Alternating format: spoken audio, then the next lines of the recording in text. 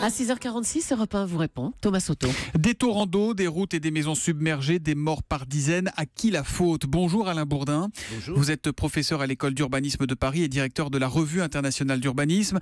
Alors, il faut être prudent parce qu'après chaque drame, on cherche des responsables. Selon vous, peut-on mettre en cause l'urbanisme? A-t-on construit là où il ne fallait pas sur la Côte d'Azur? Sans aucun doute.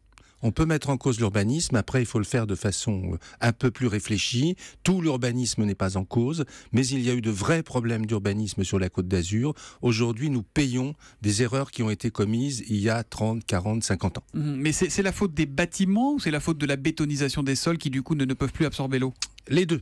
La bétonisation des sols, c'est-à-dire l'artificialisation des sols par le béton ou par autre chose, joue un rôle tout à fait important, mais il y a aussi des constructions qui n'auraient pas dû être faites là où elles ont été faites et qui maintenant sont difficiles à démolir.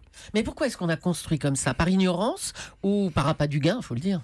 Les deux, madame. C'est-à-dire que, d'une part, la Côte d'Azur a été, avec la région parisienne, les deux régions où la spéculation immobilière a été la plus forte il y a très longtemps, dans les années 60 et 70. Ça, c'est le point 1. Et d'autre part, on voit bien que dans ces périodes-là, la prévention des risques n'était pas à l'ordre du jour. On sous-estimait un certain nombre de risques. On n'avait pas conscience. Mais on n'avait pas conscience de bonne foi ou on ne voulait pas voir déjà à l'époque? Les deux. Mais il y a quelque chose qui est un peu plus compliqué, c'est-à-dire qu'on est entré dans une civilisation urbaine où on a oublié tout ce qui était le fonctionnement naturel, l'agriculture, etc., etc. Et donc il y a un côté de bonne foi. Mais on a négligé un peu la nature en fait, hein, c'est ça? On a complètement négligé la nature. On a un tweet de Gigi qui demande: les premiers en cause sont bien les élus qui accordent les permis de construire, ce sont bien eux qui décident du POS, le plan d'occupation des sols. Eh bien, oui et non, parce qu'à l'époque où les plus grosses erreurs ont été commises, comme l'a rappelé un maire de la région, oui. À l'époque, c'était l'État qui décidait. Ah, c'était l'État, ça a changé depuis. Avant la décentralisation. Donc on ne peut pas charger les maires et dire qu'ils ont fait du clientélisme ou de... On peut le dire aussi. Mais on peut le dire aussi, c'est-à-dire il y a des maires qui ont fait du clientélisme, mais il faut bien le dire. Mais on ne peut pas dire les élus, tous les élus ont fait du clientélisme tout le temps. Ça, c'est pas vrai. Et d'autre part, il y a eu aussi, par ignorance notamment, par cette espèce de conviction que on pouvait dominer la nature de toute façon. Il y a eu donc un certain nombre d'erreurs. On se croyait les plus forts. Il y a eu une loi quand même, la loi littorale de 86. Est-ce qu'elle a mis fin à ces errements et au règne du n'importe quoi? Est-ce qu'on arrête de construire en zone inondable, dans les zones dangereuses?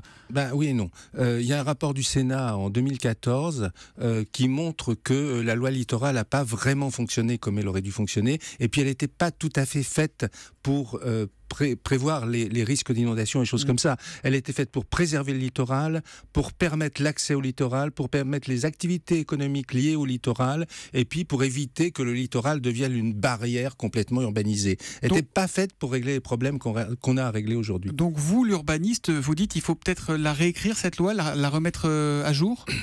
Moi, je suis pas... Bon, les lois, c'est très bien.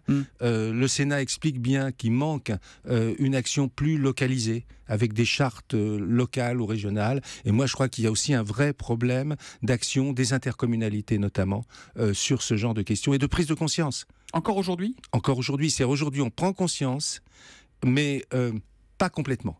C'est-à-dire qu'on est encore dans l'idée que ce sont des événements exceptionnels. Alors, c'est pas vrai. Ce qui s'est passé sur la Côte d'Azur, ça va se passer des tas de fois. Ça se passe des tas de fois. Ça va se passer... Vous, encore une fois, l'urbaniste, vous n'avez aucun doute là-dessus? Non.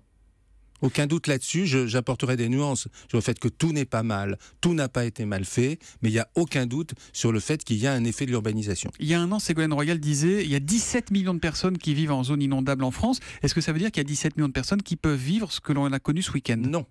Car cela dépend essentiellement de la météo, la caractéristique du littoral méditerranéen, avec les épisodes Cévenol, etc., c'est qu'on a des inondations extrêmement rapides, alors que dans d'autres régions, les inondations sont lentes, et là, il y a moyen de s'organiser pour vivre avec les inondations, réagir aux inondations. Sur la Côte d'Azur, c'est beaucoup plus compliqué, parce qu'en quelques dizaines de secondes, l'eau monte extrêmement vite. Si je vous demandais là, les quelques grandes villes françaises qui vous paraissent les plus exposées aujourd'hui, vous pensez à quoi?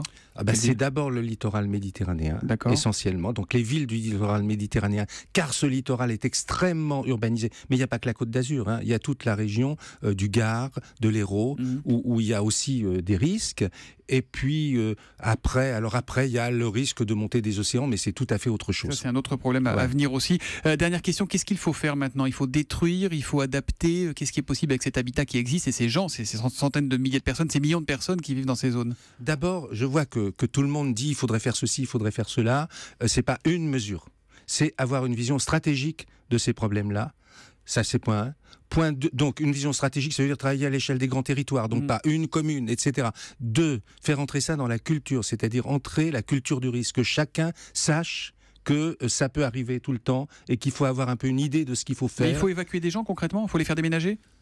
Il y a sûrement des gens à faire déménager à quelques endroits. Ça veut dire que ce n'est pas la solution générale, mais il y a quelques endroits où probablement il vaudrait mieux faire déménager les gens. Merci Alain Bourdin. Pour aller plus loin, je renvoie nos auditeurs à votre ouvrage « L'urbanisme d'après-crise », sorti en poche aux éditions de l'Aube. Merci et bonne journée.